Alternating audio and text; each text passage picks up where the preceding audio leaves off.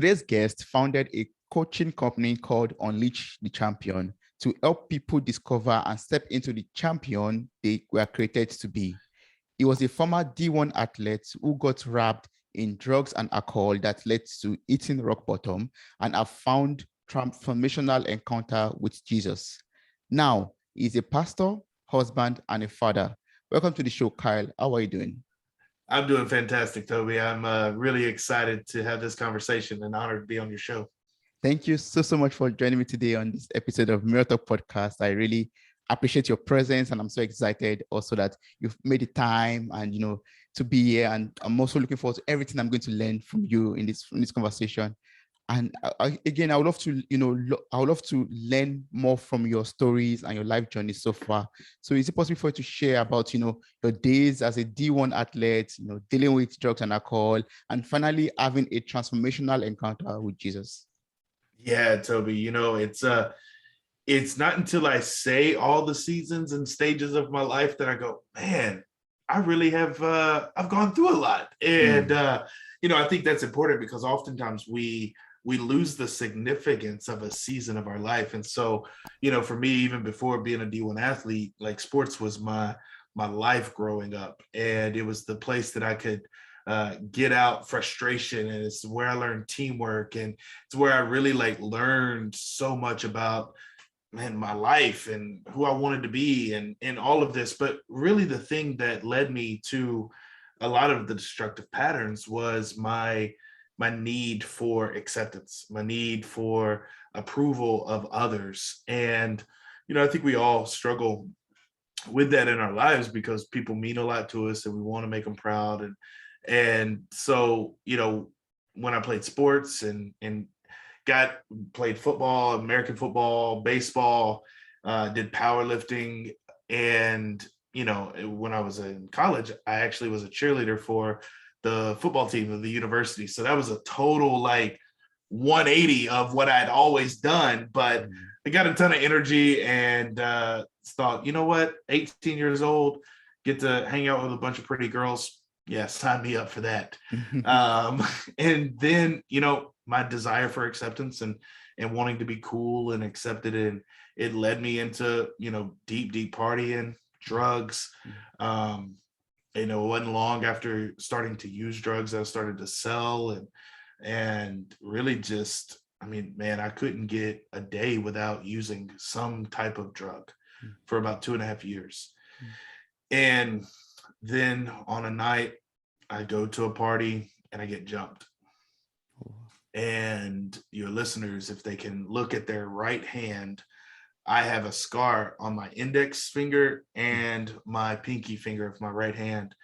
And that was covering up my nose and my eyes. I just got literally the hell beat out of me.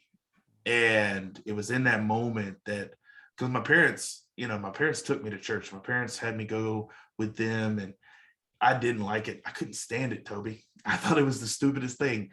It was so stuffy and I just didn't connect until it did. And in that moment, so years of sermons and talks and Bible studies and retreats all made sense.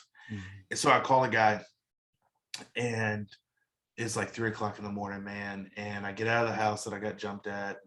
I'm in my truck and I'm driving and I don't know where to go. I don't know what to do. I just know in this moment, I can't keep going like this. And so I call a guy that I knew from the church. And I said, he answers the phone, which anybody answering the phone at 3 a.m., that's a God thing.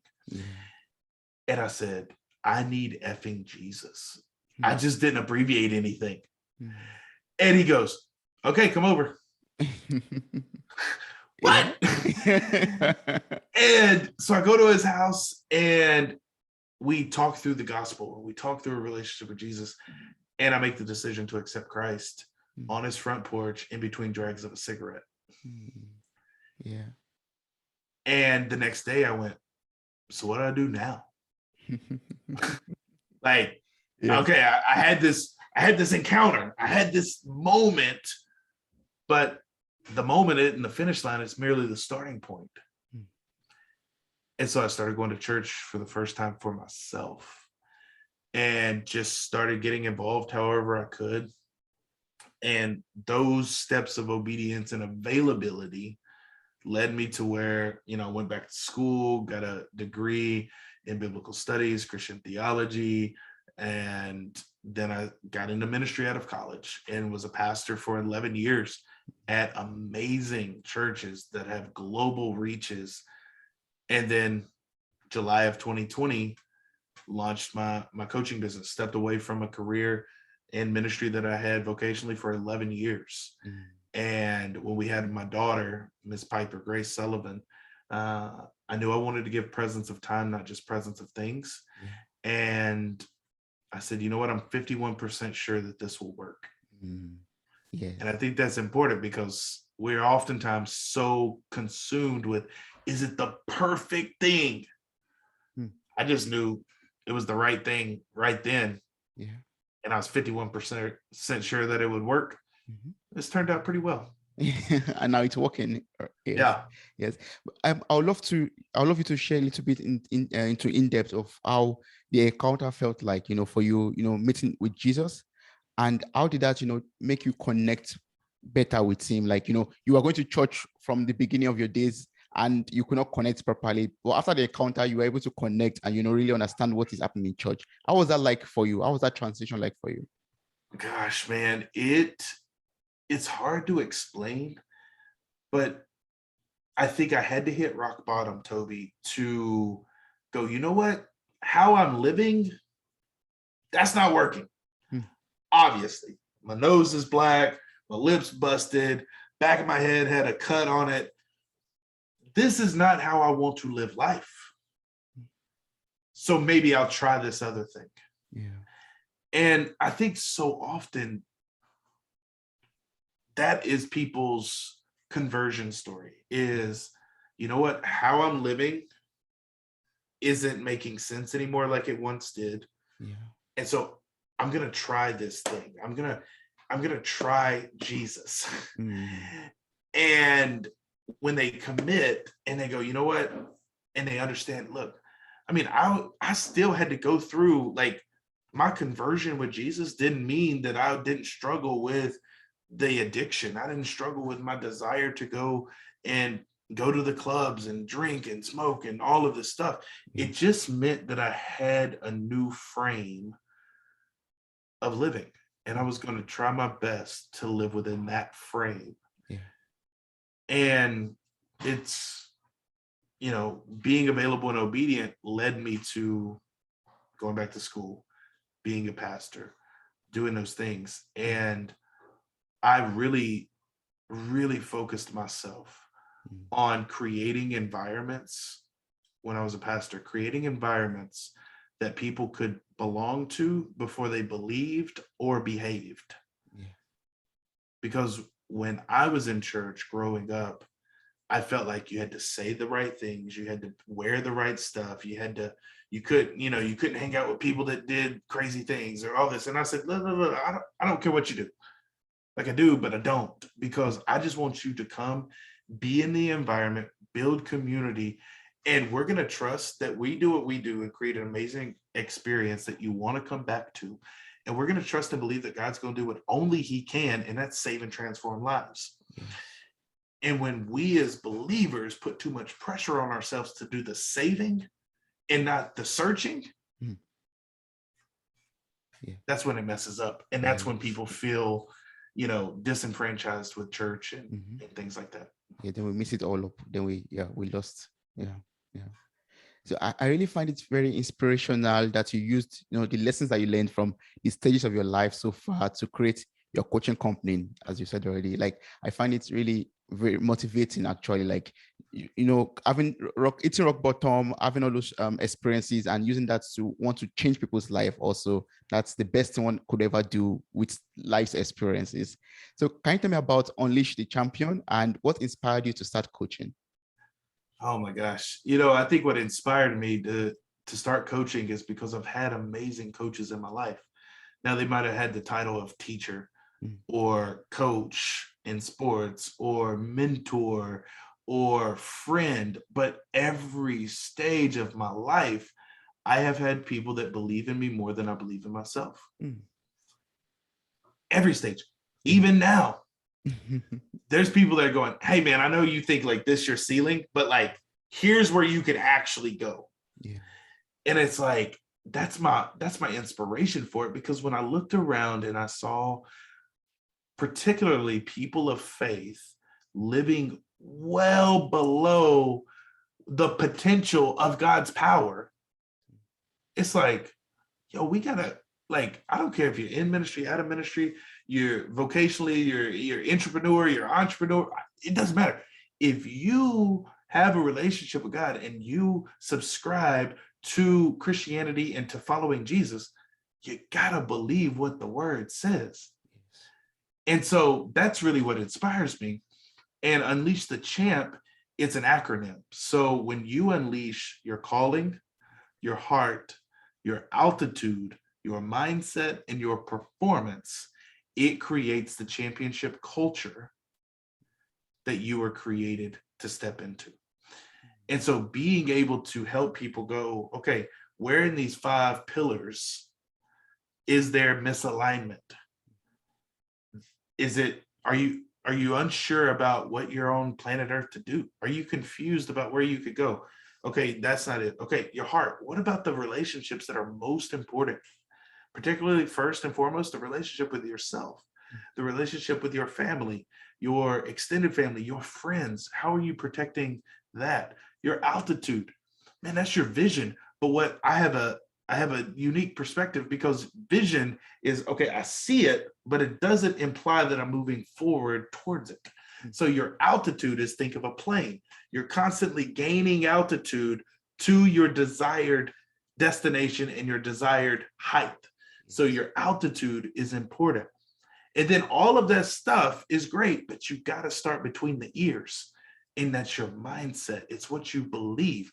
Culture, in a championship culture, is made up of what you teach others, what you tell yourself, and what you tolerate in your life. And so when we align those things, you have the right mindset. And then all of it's based around your performance, because what gets measured gets improved. When we take consistent action over time in the right direction, results are the only logical byproduct. Yeah. And so working through people who are on the personal side, or even organizations, it just lights me up to be able to go, hey, listen, yes, you've had success. Yes, you've had the accolades, and you may have more degrees than a thermometer. Yeah. But what if that's just the surface of what God's calling you to in the championship run that you're designed to run after? Yes. Yes.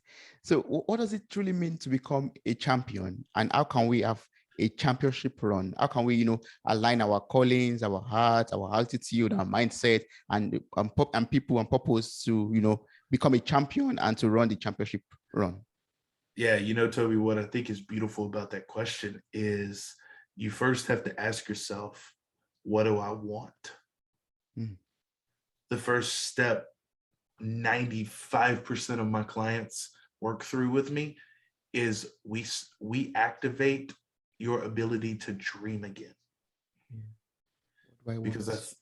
Because I think we as a culture, as a society, as human beings, I have a 2-year-old daughter. I'll say it like this. I have a 2-year-old daughter. Yes. She will tell me what she wants the entire car ride home. Daddy, I want a cookie. I want a cookie. Daddy, can I get some chocolate milk? Can I get some orange juice? Can I get, like, she has no concept of anything she asks me as her father that I can't deliver. I'm like, baby girl, we don't, like, you drank all the orange juice yesterday. Like, we don't have any more right now. Yeah. Daddy, orange juice. I don't care where it comes from. But she has the ability to dream and say, this is what I want. And she knows, and her belief is that there's nothing dad can't do to give it to her. Yeah. How often are we not like that as believers to our Heavenly Father? And so, one, you have to identify, what do you want? Let's take Not like God is some genie in a bottle that whatever we say, it's just poof going to happen. But I do believe that God is inviting us to dream again. I believe that with a dream or a vision, you can create the right altitude to get there, the performance measures, the mindset, all of the things that are within. So the first thing is going, what do you want? Like, what does being a champion to you look like? Because for me, it looks a certain way. Toby, for you, it could look totally different. Yes. And that's okay. But first, you have to identify, what do you want? Two, you have to ask yourself those things that make up your personal culture or your organizational culture. Is what are you teaching others? What are you telling yourself? And what are you tolerating in your life? You say, Kyle, what do you mean by that? So what are you teaching others? Every action you do teaches others how to treat you. What are you telling yourself? You know, I believe that we experience so much negativity and so much bad in our life. However, Toby, most of it never actually happens. It's just something that goes through our head. Yeah. I mean, if you could either of us could get a call right now from a certain someone and they say something like, hey, we got to talk. Oh my gosh, we are on every bad island mindset. They're gonna do what, and then it's like, oh, I just want to see if you could pick up some bread on the way home.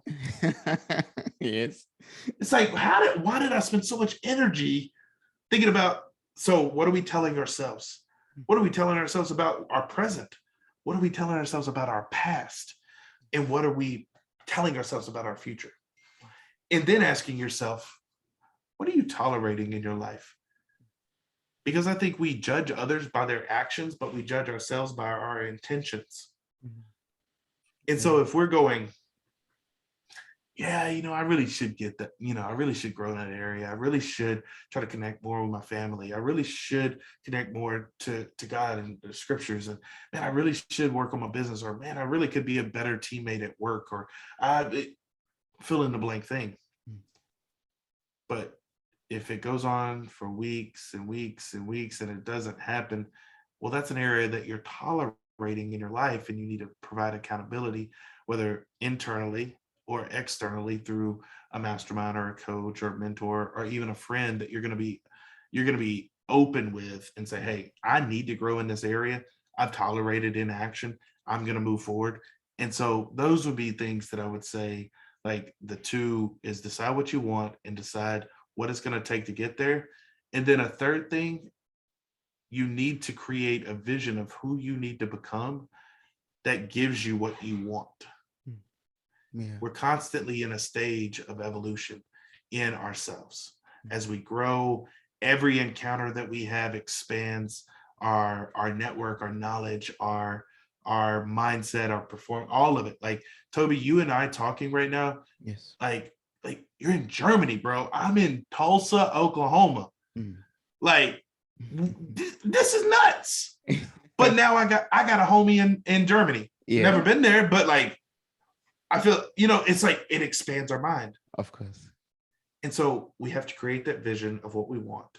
We have to identify the things that are keeping us stuck and the things we need to maximize. And then we got to create a clear vision of who we need to become to make sure that first thing happens. And are there like ways your coaching company, Unleash the Champ, helps, clients to know what they truly want? It's a personal question, but sometimes we need help. Are there ways you help people to do this?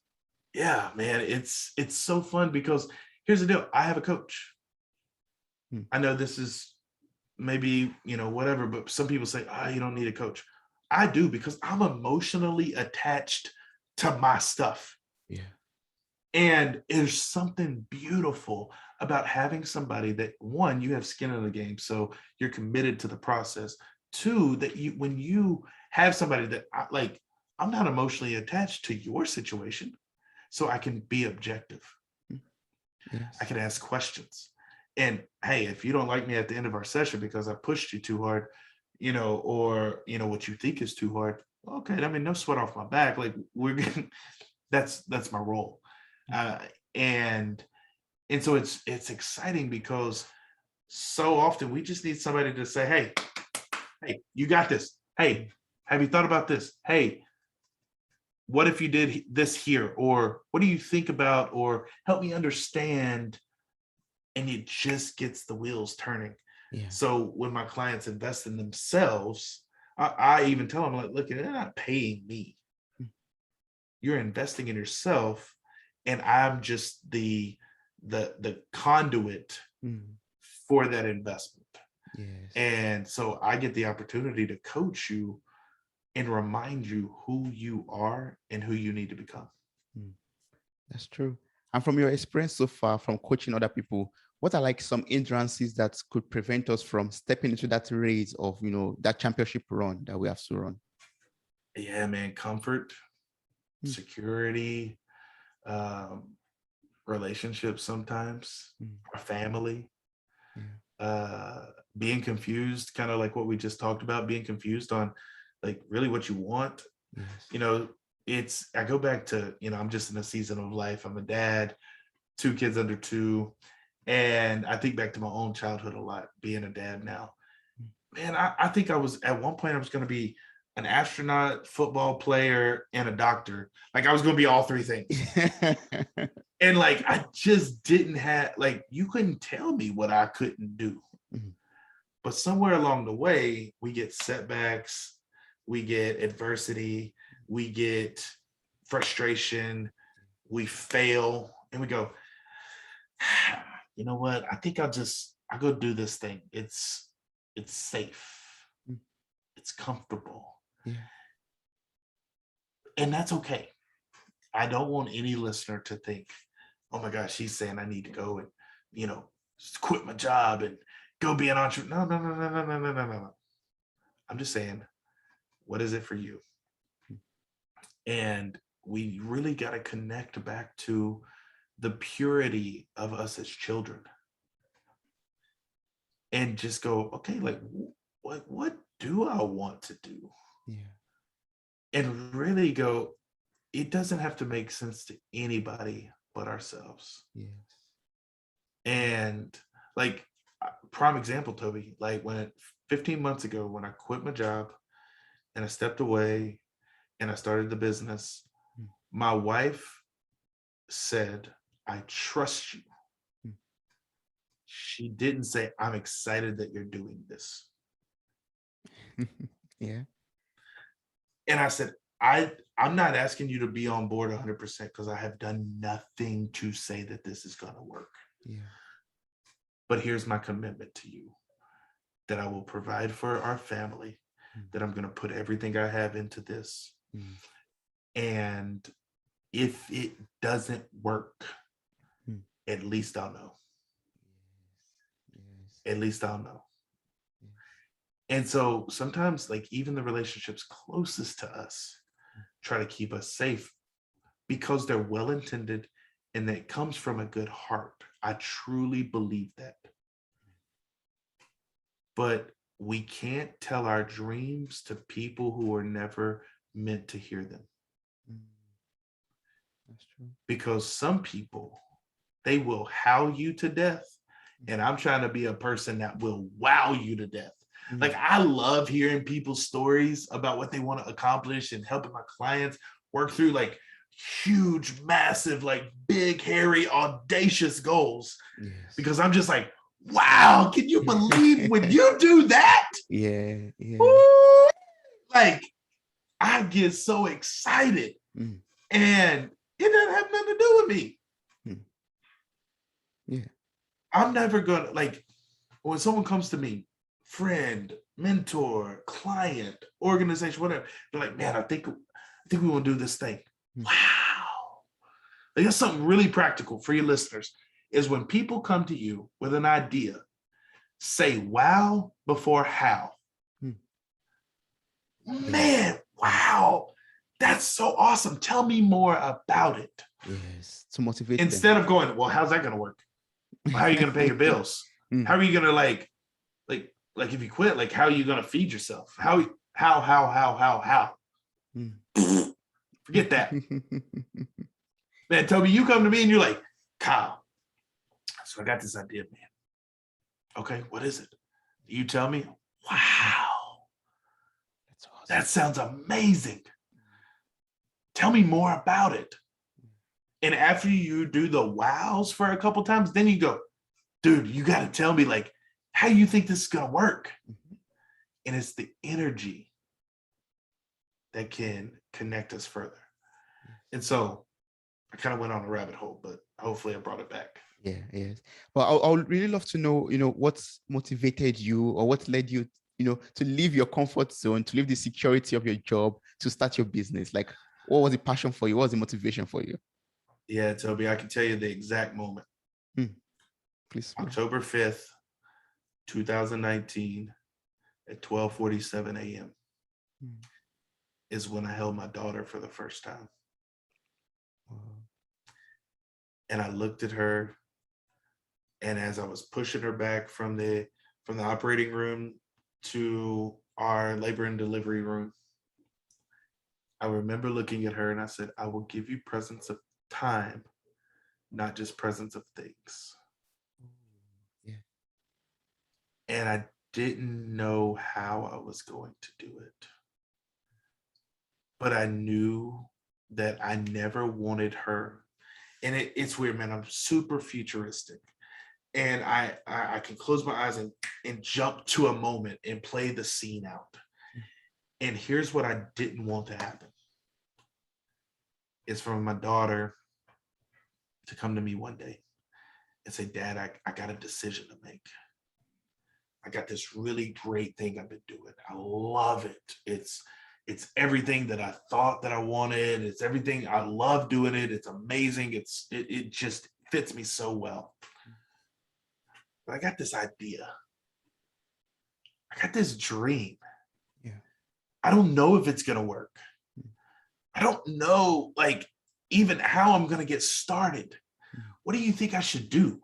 Yeah. Now, as a parent, I will say, oh my gosh, you got to chase your dreams. You're young. You're like, you can fail and it doesn't matter and all of this stuff. I didn't want her to look at me, Toby, and go, yeah, that's great, Dad, but you didn't do that. Yeah, that's true.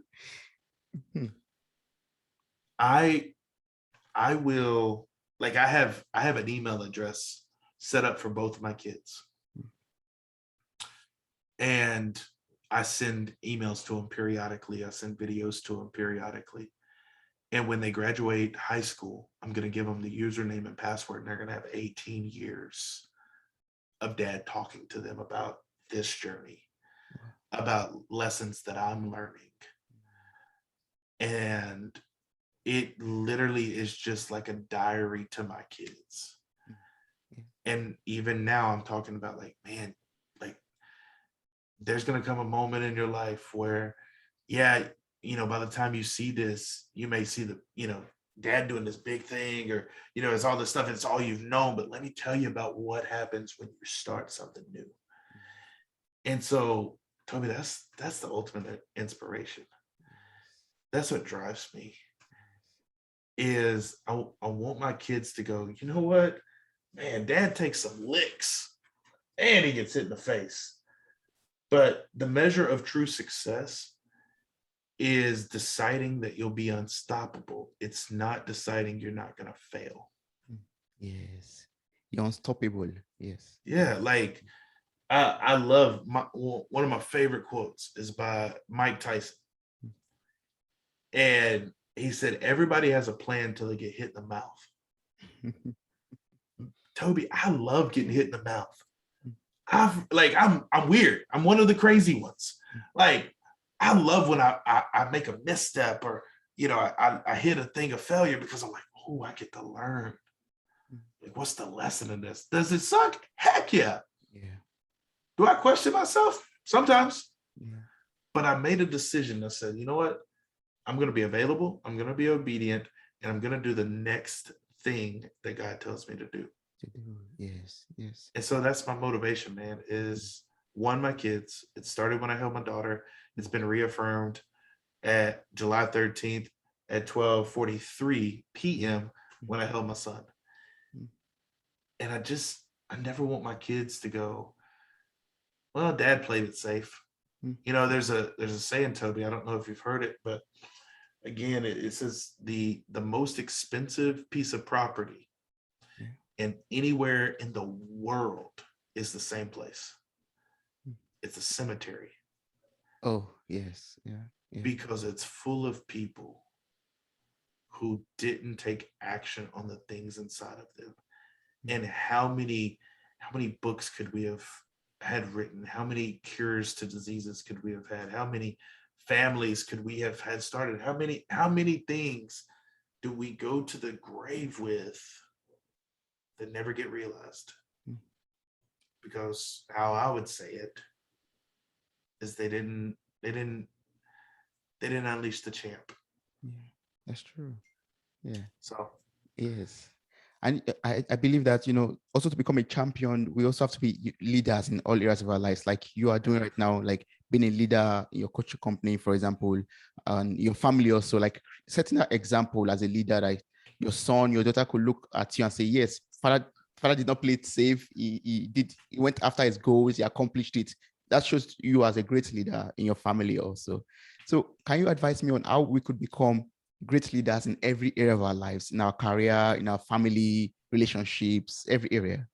oh my gosh, Toby, I love that because who we become is made up of what we do. Mm. So it goes back to that culture. And that's why I'm so passionate about personal and professional culture, Yeah. is because it's made up of what you teach others, what Mhm. you tell yourself, Mhm. and what you tolerate in your world. So how to become a better leader is to ask yourself, where do I need to grow? What are habits? Are they affirming or detracting from is the standard that I say I want? Yes. And it's just not tolerating anything that doesn't get you to where you want to be and become and do. And so another thing is understanding that one of my mentors would say all the time, and it annoyed me as a young guy, but he said, like the problem with you young guys is that you grossly overestimate what you can do in the short term. Mm. I'm like, I'm a big dreamer. I'm a visionary. Like, whatever. He says, calm down, calm down, calm down. Yeah. You young guys, and when people are young, they overestimate what they can do in the short term. Mm. But what he's learned, being in his 60s, 70s now, is he said, but you'll grossly underestimate what you can do in the long term. Mm. And so understanding that as your listeners are here right now and like, I gotta learn all this stuff. I gotta do this. It's like, hey, calm down, breathe, breathe. I get it, but breathe. And just go, okay, what's an area that I can grow in? And understanding that as you take the consistent behavior over time Yeah. in the intended direction, it's going to yield the results. You're going to be a better leader. You're going to be a better communicator. You're going to be a better friend. You're going to be a better spouse. You're going to be a better parent, whatever that role in that hat is that you're wanting to improve your leadership on. It's going to happen, but you have to set some standards. You have to set a culture that says, this is who I am. This is what I do. This is what I tolerate. This is what I don't tolerate. Like, you just create that culture and then you hold yourself to it. And Yes. it improves. Mm. And you'll look back 3 months, 6 months, 12 months, 24 months, 3 years down the road, and like, man, these small, seemingly insignificant moments have truly transformed my life. Yeah.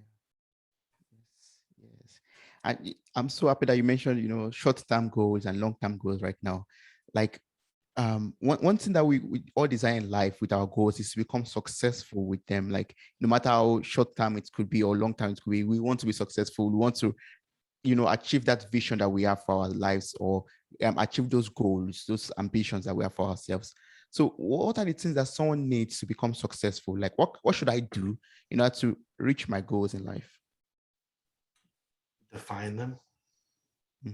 That's step one. Yeah. And then be consistent. It's, everybody's looking for the 7 secrets to this and the 5 hacks of that. Yeah. Toby, it's define what you want. It's direct your steps in that direction. Mm. And it's deploying your culture to your life. It's really not hard. It is it's really not complicated. It is hard Yeah. because our brains will go towards the shiny thing Mm-hmm. and go towards the path of least resistance. Mm. And so, like, one of the things I love, Toby, is I'm a pretty boring person. Why? Like, as far as it comes to my routines and my habits, Okay. Yeah. like, I know what I'm doing on Sunday for the week. Mm. I know, and people know, hey, if it's 6:30 to 8:30, he's probably at the gym. Mm. If it's on this day at this time, he's probably at this coffee shop. Like, I'm a very predictable person because I know that predictability increases my chances of success. Now, I create white space and, all of that, and I disconnect from time to time. But how you achieve your success in life is you define it and you hold yourself to that standard. It's simple, doesn't make it easy, but it does make it predictable. Yes. It is one thing that you mentioned now that it's quite, challenging for us to do, and that's consistency, the ability to be consistent, Yeah. in our journey of achieving our goals. Well, are there like some, characteristics or things that we could, work on ourselves in order to be consistent in our journey? Yeah. I think some of the characteristics that you want to increase in first and foremost is your character, Mm. because um, your talent may get you to the top, but your character keeps you there. Yeah. And so I see that a lot, and we see that in the public eye, somebody that gets, elevated to status too soon and then falls Mm. because their talent got them there, Yeah. their charisma got them there, Mm. their connections got them there, Yeah. but then the character doesn't keep them there because they unfortunately have a fall of some kind. Yeah. So make sure your character's one that people may talk about, but they'll never be able to harm your character. Mm. Another thing is your emotional intelligence is a big piece because it's just interpersonal relationships. Mm. Um, no matter what business you do, no matter what season of life you're in, we're all in the people business. Yeah. It's about connections. It's about how are you able to connect and move towards an intended goal. If you and I didn't connect through our stories of each other's, like, this conversation wouldn't happen. True. And so making sure that your character's in line, making sure that your interpersonal skills of just how do you handle conflict, how do you encourage people, how do you empower others, how do you delegate, how do you ask for help, Mm. all of those things are really important.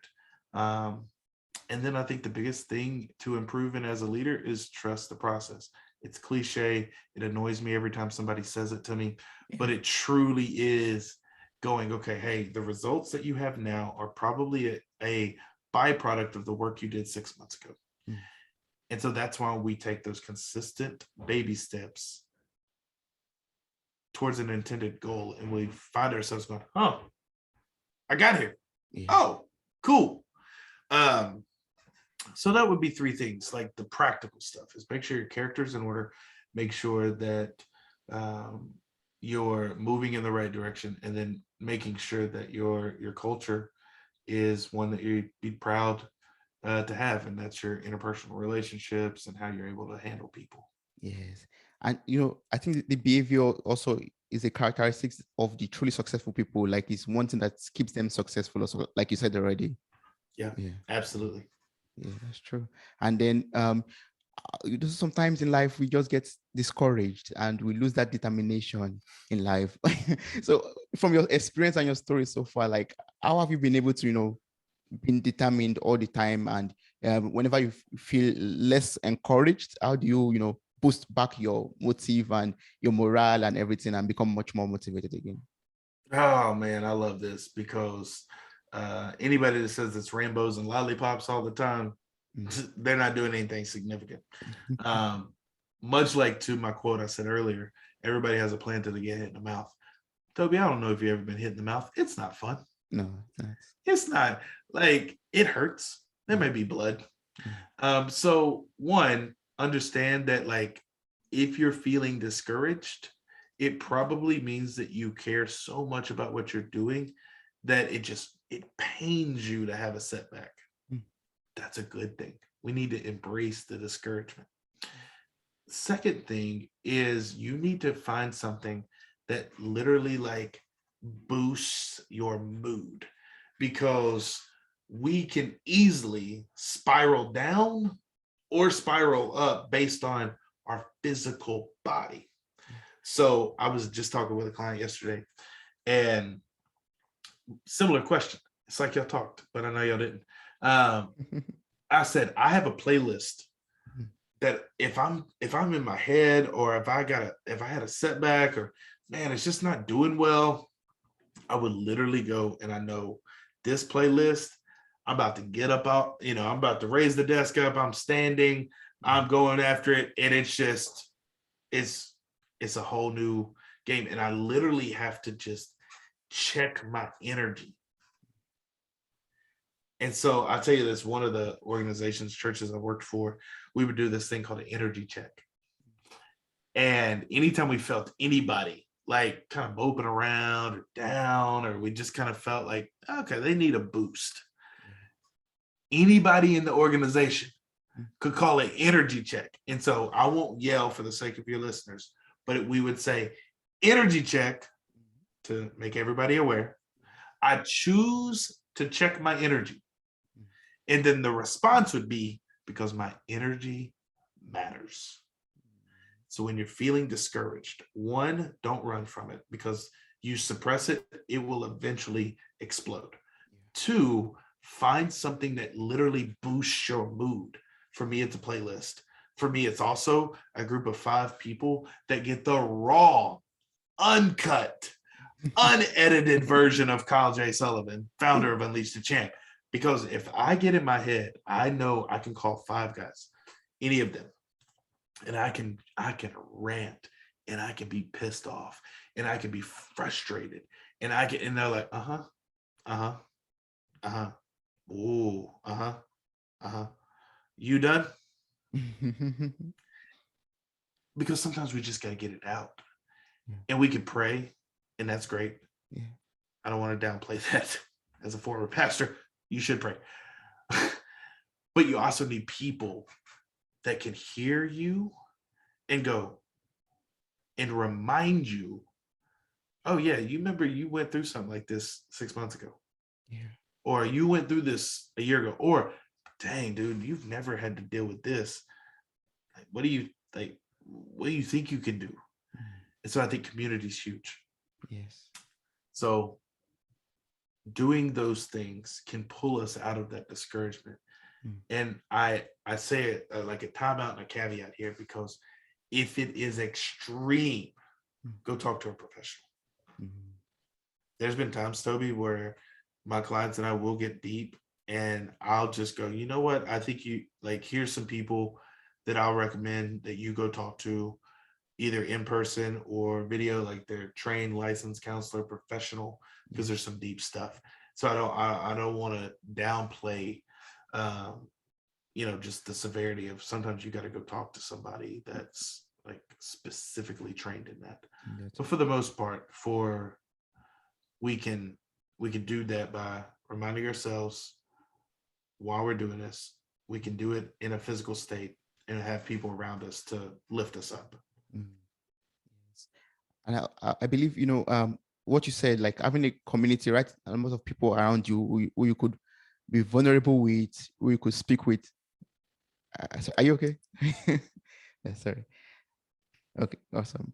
So I believe like, having the people, around us who we could speak with, who could be 100% with, we could be vulnerable with, is the best thing that could help us, to be encouraged again, get us out of, that bad mood or low energy state that we could be in. Yes, yes. Yeah, 100%, man. Yes. And do you also believe like that community, the right community or the right set of people around us could help us to overcome this problem or issue with, broken belief systems that we could have sometimes?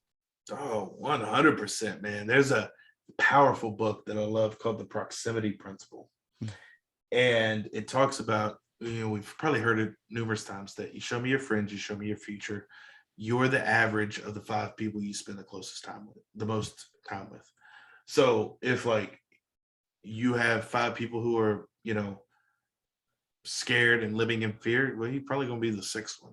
Like, it's so much. And so your community definitely can pull you out of, like, there's groups that I'm a part of that I'm like, how did I sneak into this thing? Like, this doesn't make sense. Like, I should be here, but I am. And I have my coach, my community, my inner circle. Yeah. That, man, Toby, I could go and they're like, boy, shut up.